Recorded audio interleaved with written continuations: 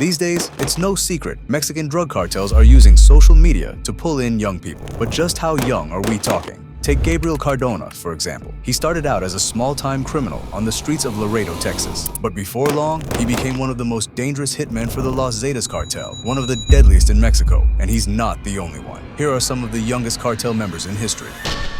Gabriel Cardona. Born and raised in Laredo, Texas, Gabriel Cardona was just like any other teenager who enjoyed the activities of someone his age. He was once a promising athlete, playing as a star quarterback in high school. However, being raised in a Mexico's border town where crime and cartels thrive, he eventually left sports behind and got involved in criminal activities, which led him down a dark path. The kid started stealing cars and selling them across the border in Mexico. After doing it for a while, the cartel took notice of him and saw great potential. He went from being a teenage petty criminal in Laredo to getting recruited by the Zetas at the age of 17. But this was no ordinary cartel. It was formed by elite soldiers who deserted the Mexican army to work for drug lords. Intelligent, trained, and disciplined, the Zetas were known for their brutal military-style tactics, and Cardona became one of their youngest recruits. But why recruit a kid? You see, the cartel wanted teenagers like him because they were easy to manipulate using various means, including money, something most kids from poor backgrounds did anything to get. On top of that, teenagers could move freely between the US and Mexico without raising too much suspicion. And just like that, Gabriel quickly became entangled in this violent life alongside his friend Rosalio Bartreta, another teen recruit who had begun this life at the age of 13. After initiation and brutal training, Gabriel became a sicario. His job was to carry out assassinations, but what's especially creepy about him was that he had his eyelids tattooed with eyes, giving the impression that they were always open, a persona that he was creating as a cartel enforcer. The Zetas would send him and Rita on missions to take out their rivals and anyone who got in their way. The assignments would pay well, with simple ones ranging from $500 to $20,000, and the amount was significantly higher for more difficult assignments. For this reason, these teenagers lived flashy lifestyles filled with money, cars, women, and weapons. Unfortunately for Gabriel, this lifestyle would eventually catch up with him in the long run, as he was arrested in 2006. Authorities linked him to several murders, including the murder of two American teenagers, Inez Abondo Villarreal and Jorge Alfonso Aviles, in Nuevo Laredo. After being arrested, both Gabriel and Rita cooperated with law enforcement, providing valuable information about the cartel's operations. Gabriel Cardona was sentenced to 80 years in prison, where he remains to this day. Unlike Gabriel Cardona, who got recruited to end people's lives, the next kid's skills were in logistics and operation management. Raul Meza Ontiveros. Raul Meza Ontiveros, commonly referred to by his alias LM6, was a Mexican drug lord and high-ranking leader of the Sinaloa cartel. He was the right-hand man of Javier Torres Felix, alias LJT, the former leading operator of Ismael El Mayo Zambada, one of Mexico's most wanted drug lords. But who was he before his cartel portfolio? Meza Ontiveros was born in La Mesa del Rodeo, a rural community in Tamazula, Durango, Mexico, on November 11, 1966. Though originally from the state of Durango, he did most of his criminal career in Sinaloa. At just 22, he had already been arrested by the Sinaloa Ministerial Police for homicide and false declaration charges. Yet, that's not all. In 1990, he was charged by Sinaloa's Office of the General Prosecutor for kidnapping, rape, and for concealing evidence against two women. Being a high-ranking member of the cartel meant that he had high-ranking responsibilities, including managing operations and logistics, tasks that often got him in trouble with the law. On 27th of May, 1997, Meza Ontiveros was arrested by the Federal Judicial Police in Cancun, Quintana Roo, with LJT and two other men, Ramon Lopez Serrano and Manuel Meza Zamudio. Following their arrest, authorities were led to a safe house that contained 348 kilograms, 767 pounds of Colombian cocaine that Meza Ontiveros and the others who were with him had reportedly received from traffickers in the Caribbean Sea. At the scene, they also discovered several vehicles modified with compartments where investigators believe smugglers intended to conceal the drugs for further distribution in northern Mexico. They also seized two boats and multiple weapons. Meza Ontiveros was arrested and sent to a military camp in Cancun, receiving a 10-year sentence in 1997. However, due to evidence errors by prosecutors and inconsistencies in the case, a judge ordered his release. He left prison in March of 1998. After his release, he was identified as a Sinaloa cartel leader. His influence grew even more after LJT's arrest in 2004, as he stepped in as a key operator under Ismael El Mayo Zambada. His life came to an end in 2007 when he was killed in a shootout in Culiacan, Sinaloa. By having introduced his children to the cartel life early on before he died, his apple did not fall far from the tree. Raul Meza Torres. Cesar Raul Meza Torres, known by many as El Mini Seis, was born on October 31st, 1991, in Culiacan, Sinaloa, Mexico. He was the son of Raul Meza Ontiveros, alias LM6, a well-renowned figure in the Sinaloa Cartel, and Aida Elizabeth Torres Felix. Elizabeth was the sister of Javier LJT and Manuel LM1 Torres Felix, both of whom were involved in the cartel's operations. Growing up in such an environment, it seemed almost inevitable that young Raul would be drawn into the world of organized crime. By the age of 15, following his father's footsteps, Raul became involved with the Sinaloa Cartel as a young hitman, Sicario. He gained fame on social media platforms like Facebook and Metroflog, where he posted images of himself posing with firearms, particularly AK-47s. These posts garnered admiration from peers and inspired other teenagers to pursue similar paths. However, things took a dark turn in 2007. His father, LM6, was killed in a shootout. This moment had a strong effect on young Raul. Instead of turning away from the violent world around him, as you would expect, the world around him seemed to have a calling for him. Perhaps the Meza family's long-standing reputation and deep connection to the Sinaloa cartel made it almost impossible for him to walk a different path. After all, he had already known too much, and the cartels aren't the kind of guys who let you walk away just because you've decided to adjust your moral compass. Like his father before him, Raul was seen as someone destined to rise quickly within the organization. He became known for his role in violent acts, and his nickname, El Mini 6, was a clear nod to his father's own name within the cartel. His youth, combined with his family's status, helped him gain influence fast. He came to represent the next generation of cartel members, bold, aggressive, and unafraid to take dangerous chances. Tragically, Raul's life was cut short on April 25, 2010, in Zapopan, Jalisco, when he was just 18. During a routine traffic stop, he and an accomplice attempted to intimidate police officers by brandishing weapons. The situation escalated, leading to a confrontation where Raul fatally shot Officer Jaime Vicente Morales Dominguez. In the ensuing gunfire, Raul was mortally wounded by another officer. He was transported to a private hospital, but was pronounced dead that morning. As tragic as his end was, he was not the only one introduced to the violent life since he was young. Edgar Guzman Lopez. Before he was born on May 30th, 1986, Edgar Guzman Lopez was chosen to be the next king in the world of narcotics. He was the son of notorious Sinaloa cartel Joaquin El Chapo Guzman and Griselda Lopez Perez. Being the son of one of the most notorious drug lords in history, Lopez was brought into drugs practically from the very start. Despite being groomed as his father's successor, he was kept away from cartel activities until he finished school. Eager to prove that he was worthy of being the cartel prince, by 2008, he had processed his first gram of cocaine paste and chose to enter the drug business. This decision would change his life forever. Against his father's orders, Guzman traveled to Chicago with his friend Arturo Mesa Cazares, son of Blanca Margarita Cazares Salazar, aka the Empress, to complete a deal for the cartel. Despite the risks of getting arrested or being spotted by rival cartels, the sale was successful, and both returned to Mexico together. However, on May 8, 2008, while they were accompanied by Cesar Ariel Loera Guzman, trying to quietly re-enter Culiacan in a red SUV, things took a tragic turn. The young men, all in their 20s, accompanied the girlfriend of one of them to a store where he would buy some groceries and waited for her in the parking lot. Mistaken for enemies, the red SUV was wrongly identified by El Chapo's assassins as belonging to rival leader Arturo Beltran Leyva. They reported this and were ordered to immediately end him. While the young people were talking in the parking lot, they were surprised by the arrival of 5 vans with at least 20 men with bulletproof vests and long weapons. Acting on cartel rivalry, they opened fire and sprayed them with over 500 bullets, as well as one with bazooka that hit a sign on a wall, which caused panic among those who were currently shopping and the general public. Both young men were killed on the scene. Later, Guzman's friend, El Metrico, recognized their bodies and was overwhelmed with shock and sorrow. Following this incident, El Chapo was deeply stricken by grief and regret, knowing that this was his doing. He had mistakenly ended the life of his own chosen successor. This tragic event gained a lot of attention, but the media falsely reported that the deaths were caused by the Beltran Leyva cartel, hiding the truth of the friendly fire. Arturo Meza Cazares.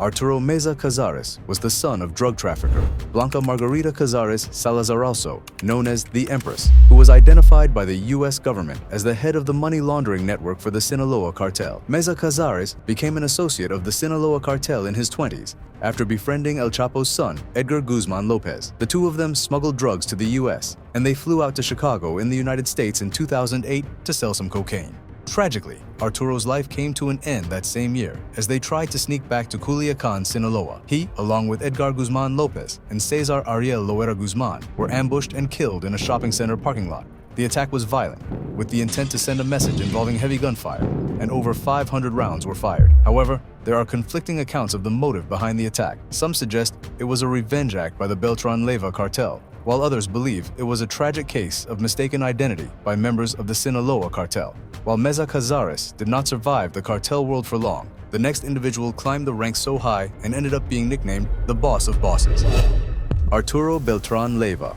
Marcos Arturo Beltran Leyva, born on September 27, 1961, in Badiraguato, Sinaloa, Mexico, was a notorious drug lord who, alongside his brothers, founded and led the Beltran Leyva cartel. Growing up in a region infamous for drug trafficking and cartels from a young age shaped his path into organized crime. By the time he was in his early 20s, he was already active in drug trafficking. Before founding the Beltran Leyva cartel, Arturo Beltran was a longtime high-ranking member of the Sinaloa cartel, led by Joaquin El Chapo Guzman. Arturo Beltran and his 4 brothers worked as underbosses and security chiefs for the Sinaloa cartel. However, they broke away from the Sinaloa cartel after the capture of Alfredo Beltran Leyva, El Mochomo, by the Mexican military on January 21, 2008.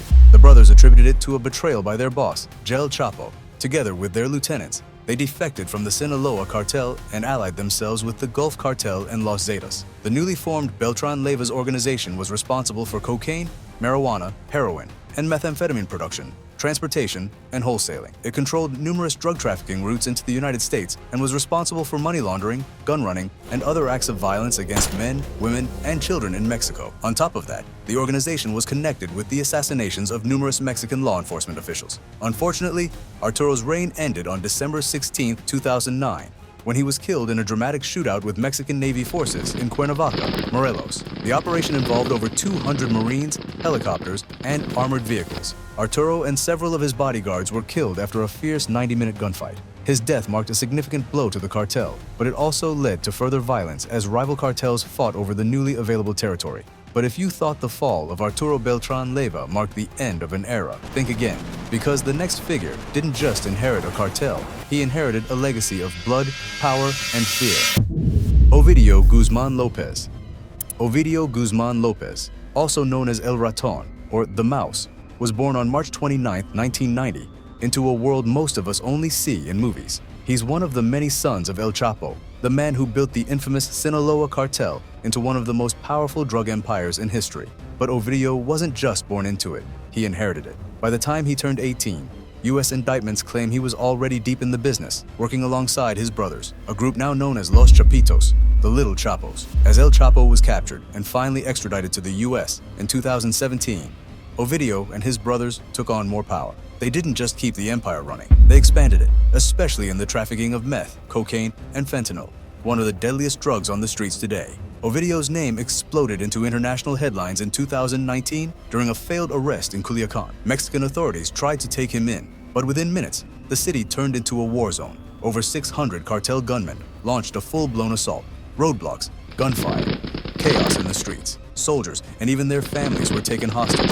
The government, caught completely off guard, let Ovidio go to prevent more bloodshed. It was a shocking move and a brutal reminder of how powerful these cartels really are. But he wasn't free for long. On January 5, 2023, after mounting pressure from the US, Mexican forces launched a heavily armed operation and arrested him again. This time, they came prepared. While violence still broke out, they held their ground, and Ovidio was finally locked up. He's currently being held at the Metropolitan Correctional Center in the US, or so it was thought. In 2024, confusion sparked when prison records briefly showed he'd been released, but US officials later clarified he wasn't free.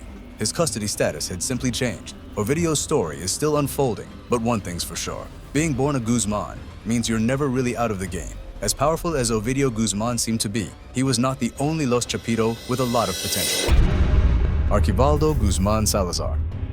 Most young people join the cartel business due to circumstances, poverty, being threatened with death, and some just crave the lifestyle. But being the firstborn son of El Chapo almost guaranteed Ivan Archibaldo Guzman Salazar a one-way ticket into the heart of Mexico's drug war. He had no choice in this. Born in 1983, Ivan was raised with the Sinaloa cartel's shadow constantly looming over him. Even though he didn't grow up especially close to his father, El Chapo, he was always surrounded by life, violence, money, loyalty, betrayal. According to investigative sources like Inside Crime, Ivan was just a teen when El Chapo began showing him how the family business works. By his early 20s, he was already being groomed as the future heir of the cartel.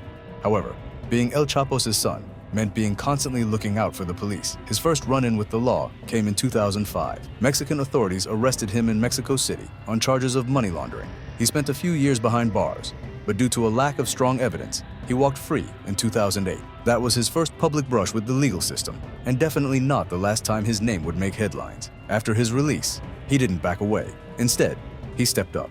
Ivan dove even deeper into the cartel's inner workings, eventually becoming a top-tier figure alongside his brothers, Jesus Alfredo, Ovidio, and Joaquin. Together, they became the Los Chapitos. But being at the top has its dangers. In 2016, while eating at a restaurant in Puerto Vallarta, Ivan and his brother Alfredo were kidnapped by rival cartel members from the Jalisco New Generation Cartel, CJNG, a move that sent shockwaves through the criminal underworld. The two were eventually released, but the incident proved one thing: this world isn't safe, even for El Chapo's sons. Fast forward to 2019, the infamous Culicanazo.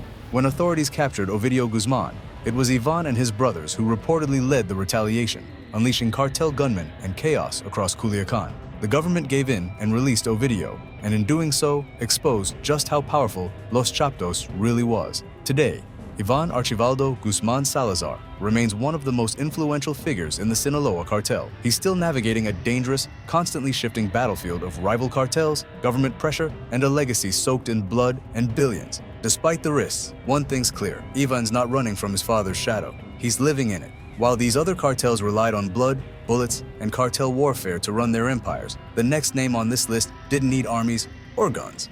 In fact, he built his global empire without leaving his bedroom. Maximilian Schmidt. Maximilian Schmidt, better known as Shiny Flakes, was born in 1994 in Leipzig, Germany.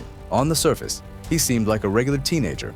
Quiet, stayed home a lot, loved computers, but behind his bedroom door, Maximilian was running something far more serious than homework or gaming. At just 18 years old in 2013, he started selling drugs, and not like these other cartels. He took his business online, not on the dark web, on his very own website, shinyflakes.com. It looked just like any normal online shop, except instead of electronics or clothes, he was selling cocaine, ecstasy, speed, and prescription meds. Customers placed orders, paid in advance, and got their drugs delivered straight to their doors in the mail. Simple as that. He picked the internet because it felt safer. No face-to-face deals, no sketchy street corners. And thanks to his tech skills, he ran the whole thing alone. No team, no partners. He was the website developer, the dealer, the packer, the shipper, everything. And it worked. In just over a year, Maximilian sold close to a ton of drugs and made millions of euros. He had hundreds of customers, some even leaving reviews like it was Amazon. Meanwhile, his parents had no clue. His entire drug empire was based in his childhood bedroom, all without ever leaving the confines of his own comfy home. However, the massive success wouldn't go unnoticed for long.